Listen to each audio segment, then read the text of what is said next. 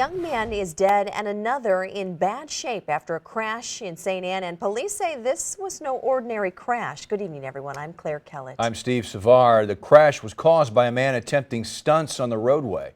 News 4's VENTON BLANDIN has new dash cam video capturing the crash as it happened. He's live in our control room this evening. Some would consider that crash graphic, Steve and Claire, so we won't be showing it, but we will show what police say lasted a little more than a half-minute and impacted 2 lives forever. There on the left side of the screen, the motorcyclist is seen popping a wheelie going eastbound on St. Charles Rock Road Thursday afternoon.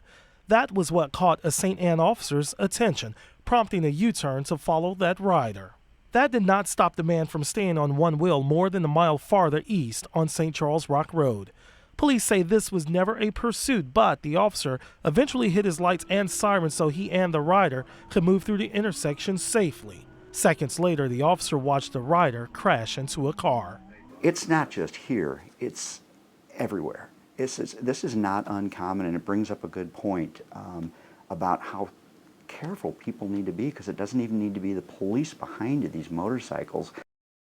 The lieutenant colonel said the driver of that motorcycle, 25-year-old Andrew Porter, was killed. Now, the driver of the other car, a man in his late 20s, is in a medically induced coma. On News 4 at 6. Hear what police say you should do if you see motorcyclists around you popping wheelies.